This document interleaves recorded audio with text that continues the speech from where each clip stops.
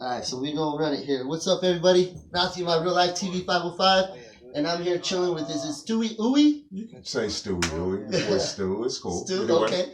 Alright, cool. And we're chilling today because we actually met through Cannabis Good. Yes, sir. That's where you actually be employed at, right? Yes, sir. What's your title there, man? I'm actually the store manager. You're store manager, Yes, okay. Sir. Awesome. So you're store manager for like all shifts, or are you like a shift manager? Or? Store manager. So there's very little hierarchy within my company. That's good. But you know, I'm up there. I run all of our locations, period, from time to time. I'm not actually planted in any. I like you don't really have like that hierarchy thing going on. I mean, we do, but we don't. Yeah, you know, exactly. it's not a whole lot of layers to us. It's pretty simple. It's simple. Simple. Not like an onion. Not gonna make you crack and kill it. Yeah, exactly. All right, awesome. Yeah, tangier. Yeah. That's good to know. Yes, so we chilling because we're both patients of the New Mexico Medical Cannabis Program, and we're both advocates for other patients as well. Stewie here, he has his own channel, and he also showed it to me, and it's info.thc. Yes, sir. I went and I checked it out. A lot of great information on there. Good interviews, good information about with opiate addiction and painkillers. Yes, sir. I really enjoyed Anita that. Briscoe, she was amazing. She sat down with us. Brian Crum, he was able to sit down with us. So if you can, I appreciate the plug. Checking us out. Info.thc on all platforms. Definitely, and I myself really enjoyed the information, and it's something that we can all share together. Yes, sir. And so I brought Stu here to chill with me, and while I have Stu here chilling with me, I went by the Cannabis Good so I could pick up some stuff to medicate with while we have our little session. Yes, sir. I went through and I picked up some Canna Bubbles. Man. Got some root beer here. 100 milligrams. 100 milligrams. Sativa. Now, I don't know if the people at the shop told you. Mm-hmm. Putting this here in along with some vanilla ice cream to make your own root beer float. Oh, because the fats actually help you to enhance the THC. Adding the fats along with the sugars and all that, you know, it's a soda, so it's not the healthiest thing. But, you know, if you want to enhance the effects, you can add some fats to it, and nothing like a root beer float. There you go, man. That's true. A root beer float, especially during the summer, dude. Yes, sir. Nice, Amazing. Crack that open and put it in there. We're going to split this. Oh, let's do that. All right, and while you're doing that, man, I want to tell you thank you for bringing me on, bro. Hey, I appreciate you. On behalf of info.thc and CG Cannabis Good, we want to present you with one of our, exclusive beanies. Brand new, actually. Those just came out within last week. So it's got the little emblem right here. I'm gonna give you a close up of this. Check that out right there. I'm gonna be wearing this for the winter time. Yes, sir. Right on time. Right on time. And it matches the shirt. Gotta go in my Cannabis Good apparel every Tuesday, right? Yes, sir. Yeah, you get the tough 10% off, especially with the T-shirt. The T-shirt, we call it T-shirt Tuesdays. If you got on a CG shirt, preferably a CG shirt, you show us mad love with that. But you got on any New Mexico-based cannabis shirt, you can get 10% off every Tuesday if you come see us. That's really good information to know, sir. man. So we're gonna chill here and we're gonna split some candles. Thank you so much for the beanie. I'm excited. Absolutely. Can't wait to use it. Probably gonna be using it this afternoon. It's a little chilly out there, man. Woo, look at this drink. 21 degrees this morning. I never really got a chance to look at this thing outside of the bottle. I've never really looked at them outside the bottle either. I usually just slam it through the bottle. But straight to the head. That looks really good, though. Yes, sir. No, even over there. That's good enough. That's good. Close enough. Close enough. Cheers to you, sir. Cheers to you. That is cool looking.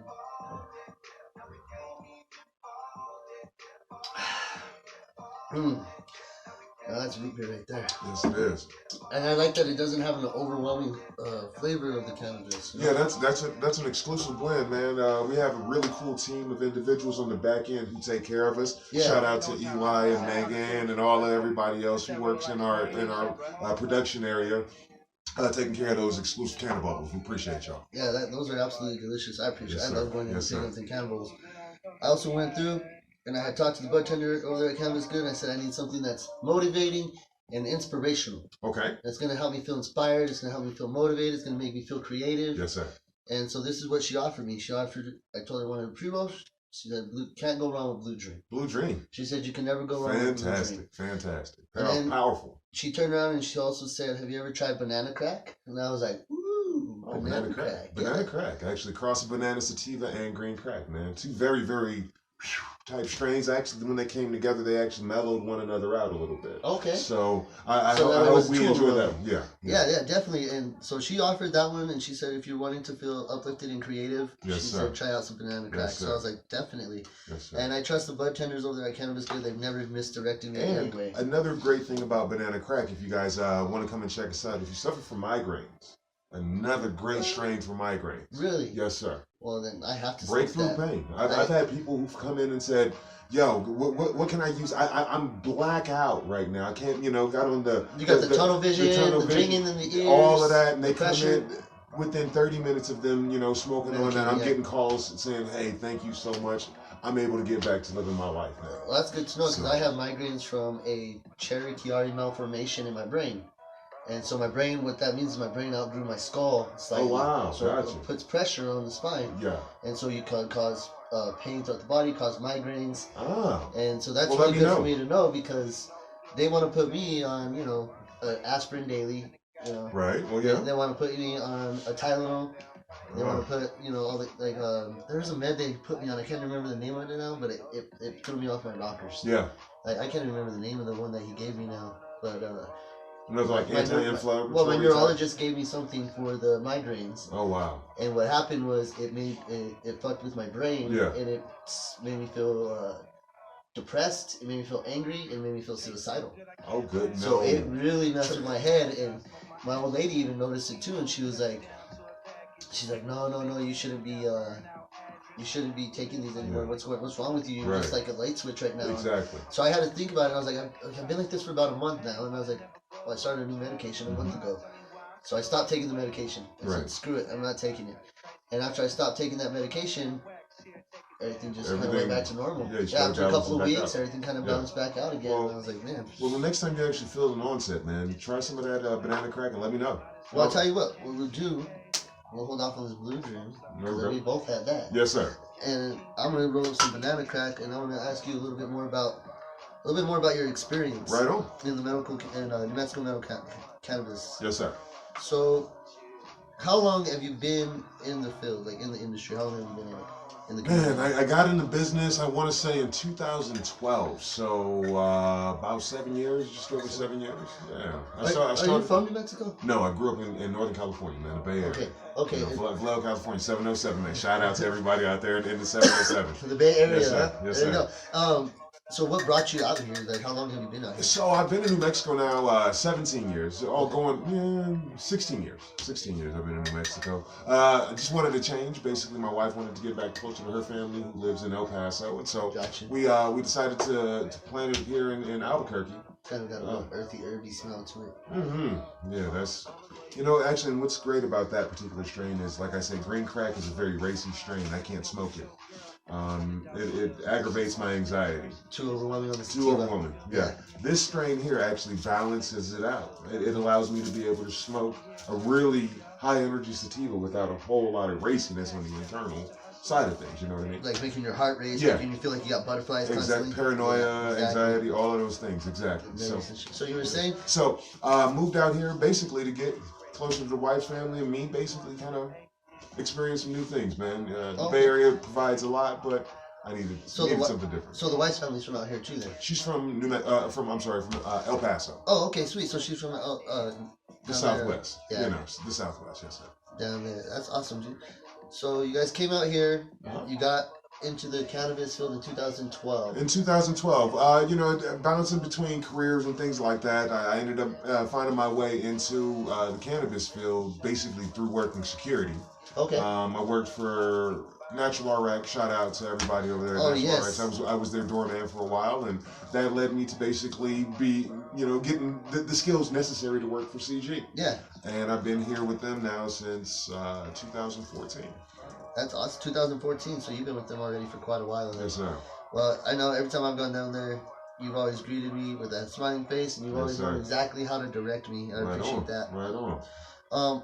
So I know that So in order for a lot of you to work in the cannabis field, most of you are cannabis patients, correct? Most of us are, yeah. Majority. Yeah. Okay.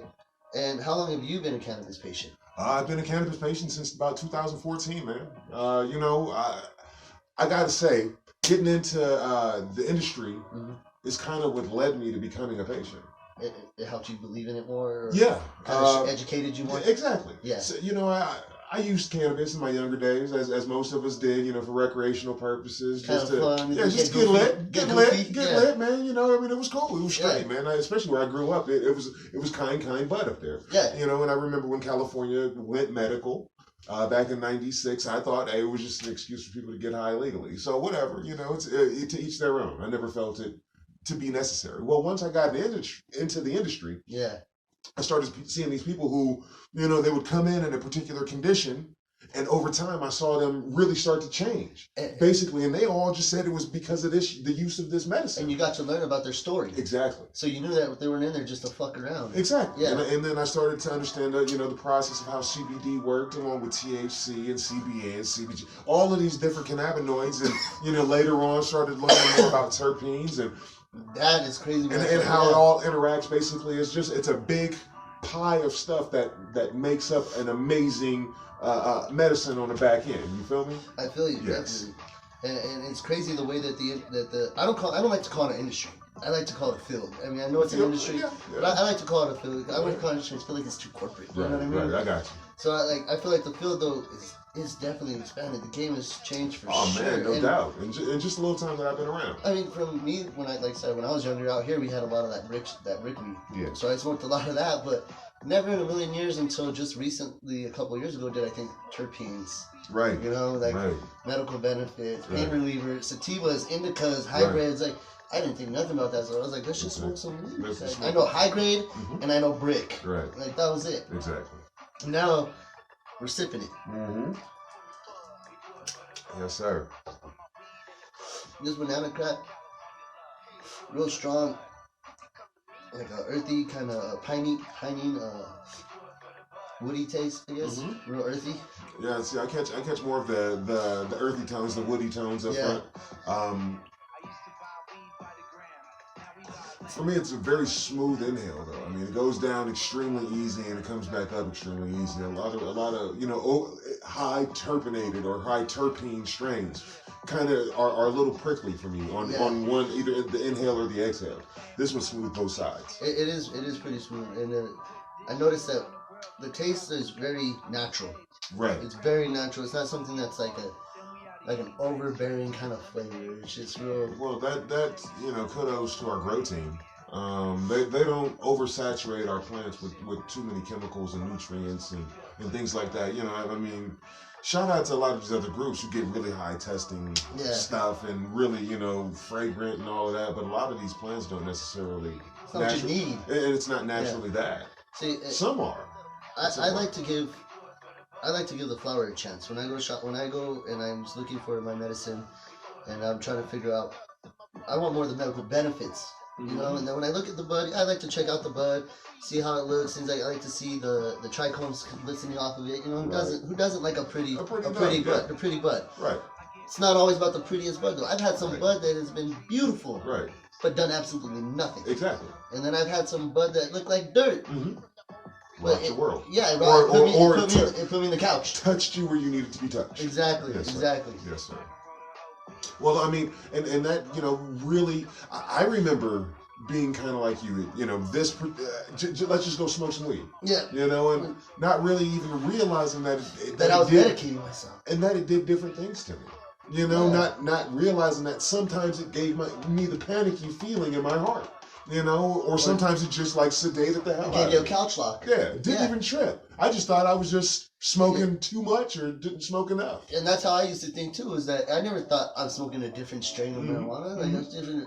No, I was just saying I'm smoking some weed. Smoking weed. I smoked some weed with homeboy yesterday. Some good stuff and some not so good stuff. I stuff. smoked some weed last night. I'm knocked out. But now it's cool because I can go into a shop and pick my medicine for the effects that I'm looking for. Yes, sir. Specifically for exactly what Yeah, so that way I know I'm not gonna freak out. Yes, I know that I'll be functional. Either one. And one thing that we in our field also try to help people understand is that everybody's different when it comes to cannabis, man. Like, what works this way for me might completely work opposite for you. And that's the thing. We are all individuals. Yes. We are chemically born differently from each other. Yes, sir. Neither one of us are going to be the same. Yeah. Even twins. they're going to see things differently at time to time. Yes, sir. They may finish each other's sentences, but something may affect one and the other differently. Right.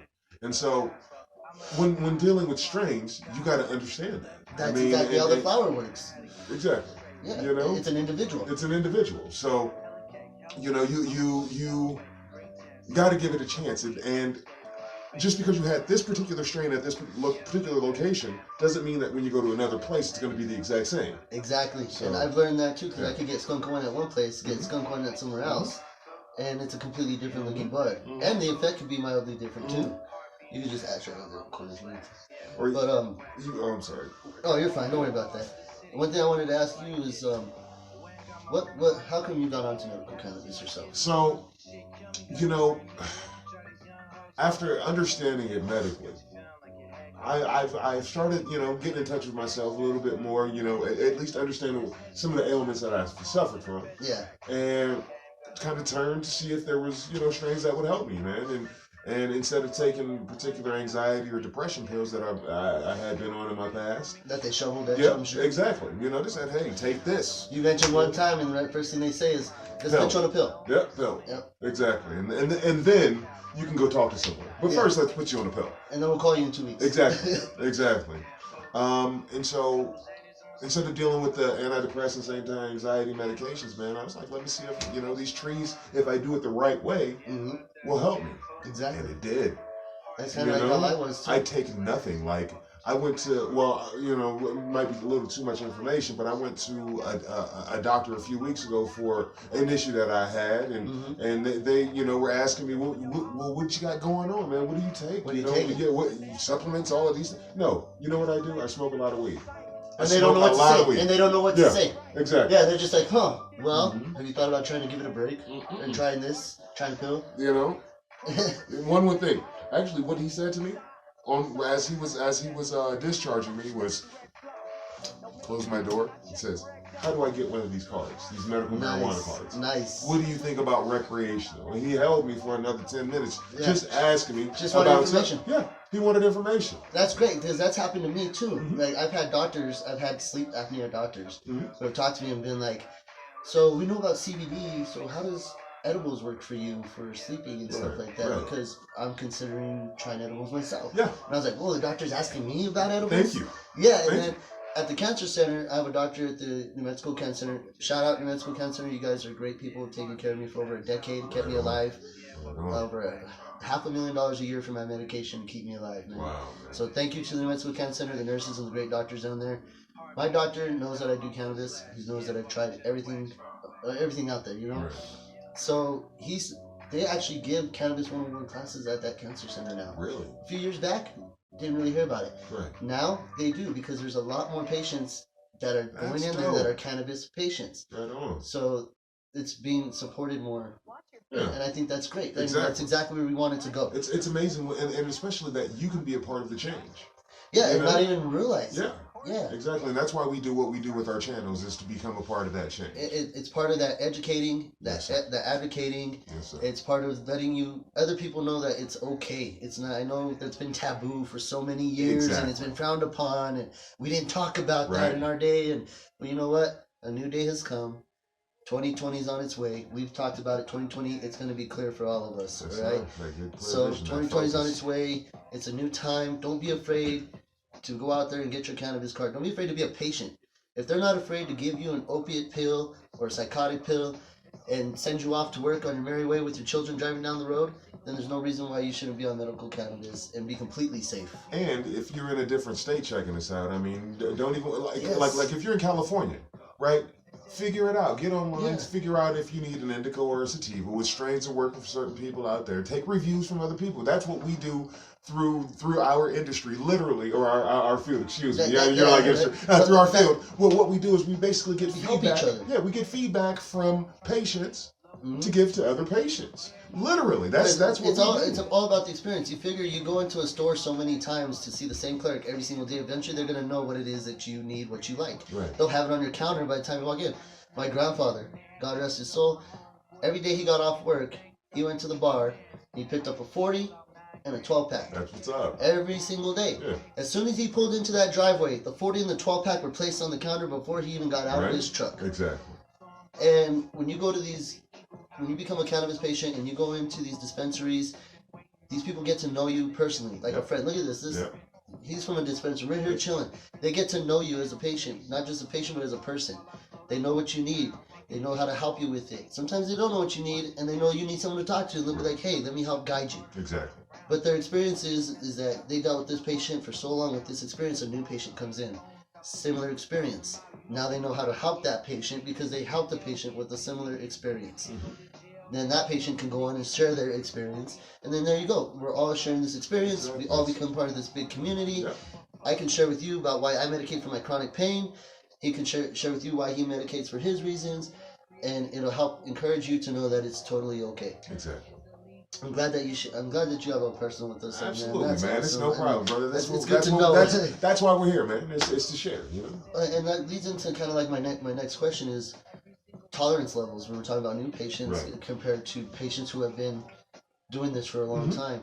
So I know I'm a patient who has a tolerance level that is fucking ridiculous. Right. It's just retarded. I hear you. And I have a pain level that the doctors give me opiates to take 3 times a day with other pain medications like Tylenols and aspirins and ibuprofens, along with psychotic meds that they want me to take every day, including gabapentins and all that stuff. I hear you.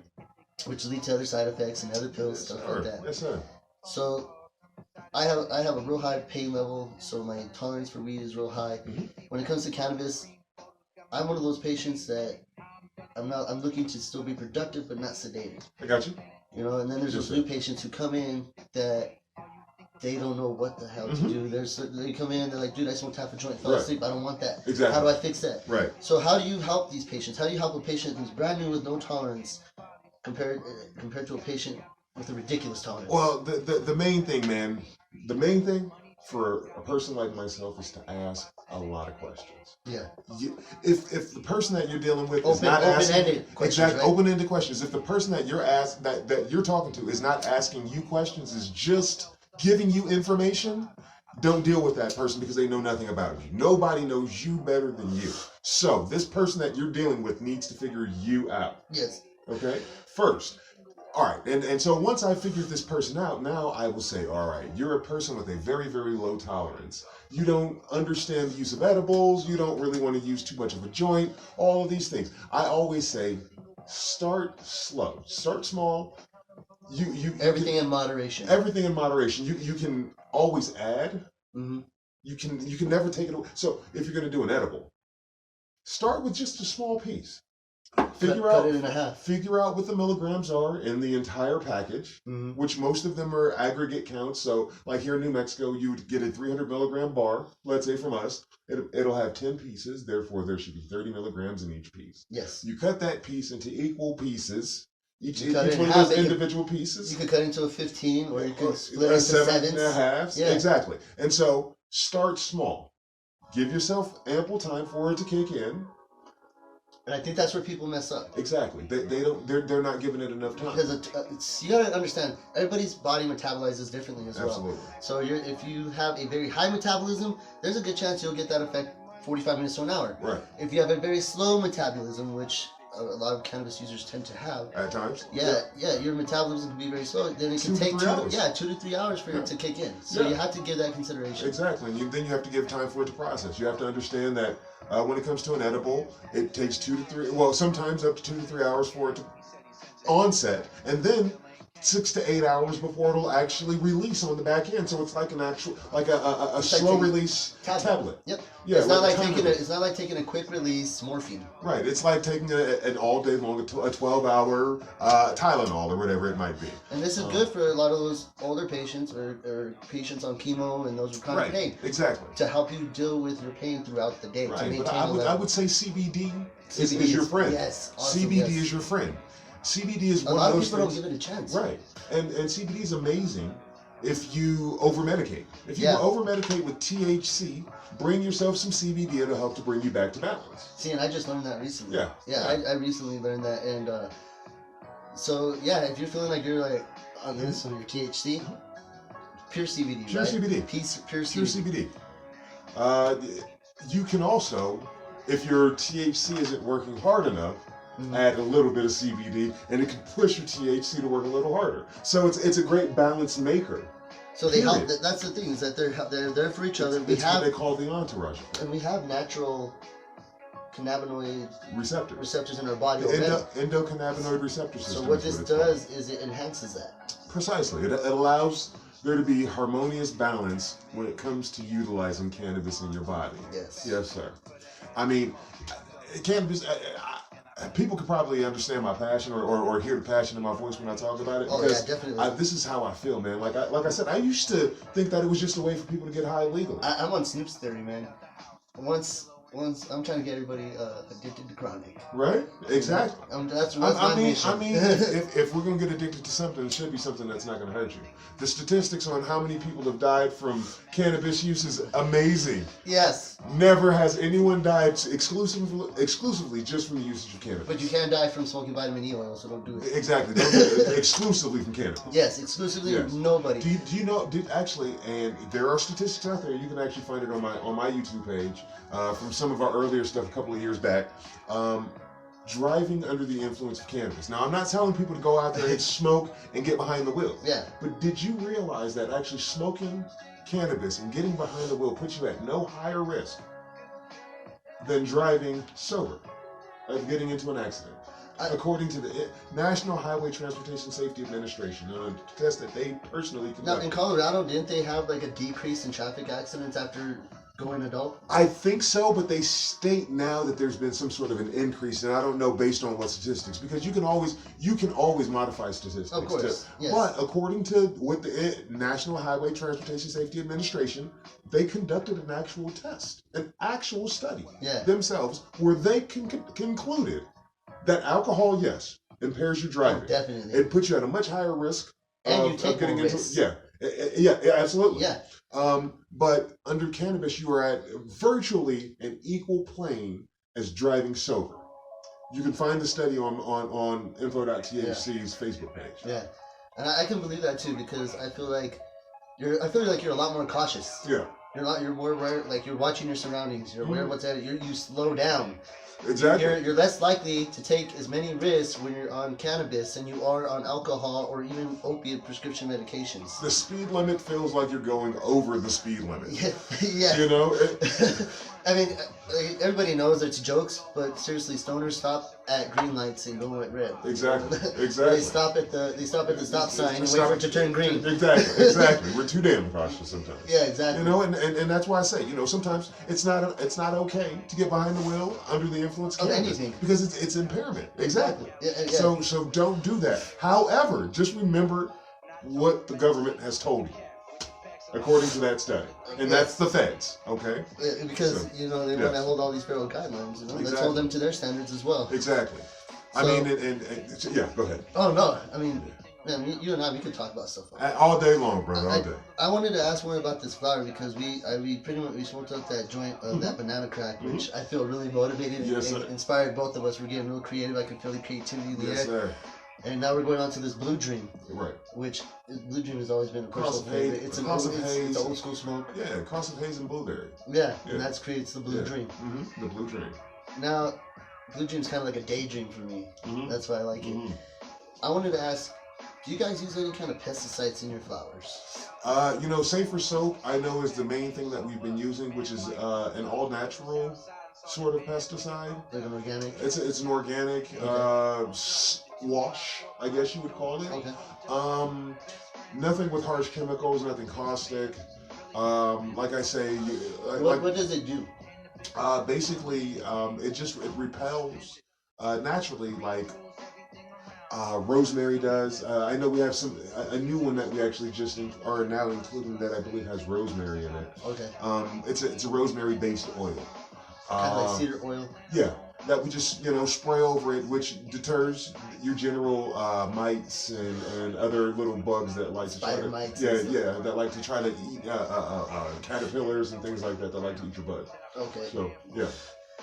Oh, that's good to know because I know that there's a few shops around that don't use pesticides or state that they don't. Right. And then there's some that do, and there's some I've seen that are like loaded with pesticides, and I'm like, what the hell are all those pesticides? Yeah. And then there's some that I've noticed have like a couple like cedar oil and stuff like just Yeah, one like thing or that here or there. exactly. And Like I say, the more natural you can keep your butt. That's why we're using this particular medication. you guys indoor grow?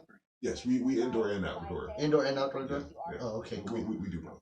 That's good to know. Because I mean, outdoor myself, I like outdoor. Mm-hmm. Like it's just, I feel like the buds are a whole lot different. They are. I mean, here in New Mexico, I feel like they're fuller. Well, kinda. It really depends on who's growing it. The sun here is so brutal that growing outdoor here can be really. It's a delicate process. I'll put it that way. And if you do it perfectly, then that's. Don't worry about that. I watched this video from the Jungle Boys out in California, and one of their guys state anybody can grow weed. Mm-hmm. That's the thing. Anybody can grow crappy cannabis or can grow cannabis, right? But to grow quality medical cannabis it's a whole nother level, right? It's a whole nother level. Yes, sir. It's an art. It's an art and a science, all at the exact same time. Yes. So, I enjoy your guys' flower. You guys usually have a good variety. You have different strains all the time. You have strains that I haven't really seen anywhere else. Mm-hmm. I'm just kind of like wondering. Like I've seen some dispensaries where they'll say Ultra Health or something on right. Stuff. We've brought a few in, and actually for a good long while there we were one that was featuring quite a few different a few different dispensaries around New Mexico. How does that work? So basically, being a licensed nonprofit producer here within the state of New Mexico, you can only sell cannabis that's either been produced by yourself, or by another licensed nonprofit producer. Gotcha. So, unlike other states where the patient base may actually help to contribute to like in California. The supply, like in California, I think Colorado was like that for a while. I think Nevada is too. Nevada, I think they were partially that way. Where the patient base helps to funnel or feed the program, it's not that way here. Oh, okay. And so we might run out of a particular type of, or you may have a really cool one that you're trying to shop to not only your patient base, but even other producers for them to carry it for you. So there's a wholesale thing that some of us do, to other places. And it's nice because it was that their new law passed too that we can have more flower grown now. So that way, because I know that a big thing for us as patients that was worried about was that once adult use comes in, is there going to be a lack of medicine for patients? Right. And I think that every year that's going to increase for us. So I don't really think there's too much to worry about, right? Well, so the patient base continues to increase every year as well. Yes. Along with you got to remember supply and demand. Well, hopefully. I'm kind of partial because of I'm a patient, but I'm also a producer. So I understand, but I understand both sides of the problem. Yes. And unfortunately, in the middle of it is the state that controls everything. And so we got to make sure, for one, we keep the right people in office that support what we want done. Yes. So that they can help to create the rules and the policies that allow us to be able to grow the right amounts and all of these things. I know that we have a lot of hurdles we're still going through, right? We're going through hurdles right now, but we have a lot of the right people in office, I think. To guide us in that direction. For this purpose. Yeah, for the purpose of cannabis, medical cannabis, recreational cannabis, all of that. I believe our administrations right now on a statewide level are kind of have our best interests in mind. I think they're all kind of on the same page. Well, at least they want to see progress, at least. Yeah. And I think, I feel like I don't see what's taking it so long, really. I really don't, because it's something that's going to benefit the entire state. It's going to benefit the medical cannabis community. The land of mañana, man. I think that's what it is, the land of mañana. Yeah, exactly. We're always a day late and a dollar short. Well, hopefully we don't have a dollar short. Actually, I think we'll be fine just even through the New Mexico market itself. It doesn't even have to be a tourism thing. I really want to see them. I really want to see them expand it. I really want to see them be like, this is okay. Patients, go in and grow your own stuff. Patients, no problem. Right. Right. Well, and that's part of the big problem as well. I mean, this country was founded on hemp farms. Mm-hmm. I mean, if you go back east, there's several of their cities out there named after hemp. Yeah. And so we were founded on hemp farms. Right. We went into what's this? We went into this like 100-year prohibition, and I'm like, Jesus. Well, I mean there was a lot that went into that prohibition that we suffered. I'm going to say a lot of it had to do with racism. A lot of it had to do with classism. Exactly. You had big industries that were trying to maneuver and the propaganda. The propaganda. Oh, absolutely, absolutely. People like you and me. We were forefront and center at the time in which they were trying to say that things, blacks and Mexicans think that they're equal to the white man when they use cannabis. Yeah. Things like that. And I'm going to give you a big fuck you to Harry J. Anslinger. Yes, exactly. And everybody else that have anything to do with that shit. Fuck you, Harry Anslinger. Yeah, definitely. And and there's still there's thousands of people still locked up to this day for cannabis, and it's I agree. Just for possessing small amounts of it, for possession of a small amount of cannabis, who has never had a criminal record. And that's part of. While I would like to see the progress of this on a legal or on a stigma level. I'd like to see a change. However, legalization is not something that I'm actually really huge on. I don't want full on legalization. I would love decriminalization personally. Yes. Because you should not be criminalized for possessing your medicine. Right. But nor should I be taxed for something that can grow right out the ground in my own yard. It's like being taxed on your groceries, right? Exactly. It's like going and being taxed on your apples and oranges. Thank you. I shouldn't be taxed. It's a crop. Thank you. It's a crop. It's something, and so I shouldn't have to pay taxes and have all of these different regulations on something that I can literally grow in my yard. Now that you mentioned taxes, I was told as a patient that when it comes to the tax time that we can go back to dispensaries and request. You absolutely can. Actually, you can either save your receipts, which is the hard way to do it, or you can actually come to most of us. Most of us use a system that is able to print off a history of everything that you've ever purchased from us. So that I will be definitely doing this tax season. Yes, sir. Yeah, because you do get a percentage back through state taxes. Federally, unfortunately, it doesn't apply. But you claim it on. You can claim it as medication. Medication, yes, sir. And a medical expense here in the state of New Mexico. Yes, you can. I have a grandfather who's been about 4 years in a federal prison for smuggling cannabis through state lines. Yeah.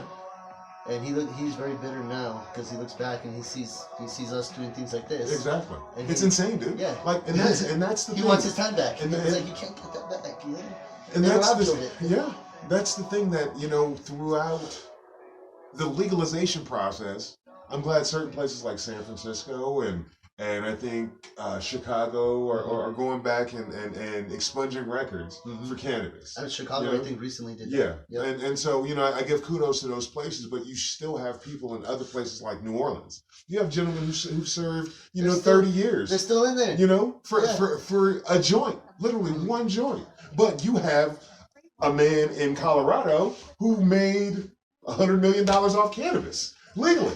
And that's another thing too. I feel like with cannabis out here, a lot of people are taking advantage of medical cannabis out here from out of state. Yes. I mean, they're coming down here. They're buying out some places, and they're moving back east and collecting. And I'm like, geez, man, to some degree, but I don't. I'm not saying back east, and I'm not saying like all kinds of people, but I mean it's anywhere. I mean, I'm trying to get Berner to come out here to New Mexico and invest. Right. How great would that be? Right. That would be great. Because I feel like the whole thing in California is minority owned, minority operated, which is why he still hasn't sold out. Absolutely. And he missed out on $1 million deals. Yeah. So right here is where we ran into some technical difficulties. So basically, Stu and I were giving big props and shout outs to Berner out there in the Bay Area, doing what he's doing with cannabis.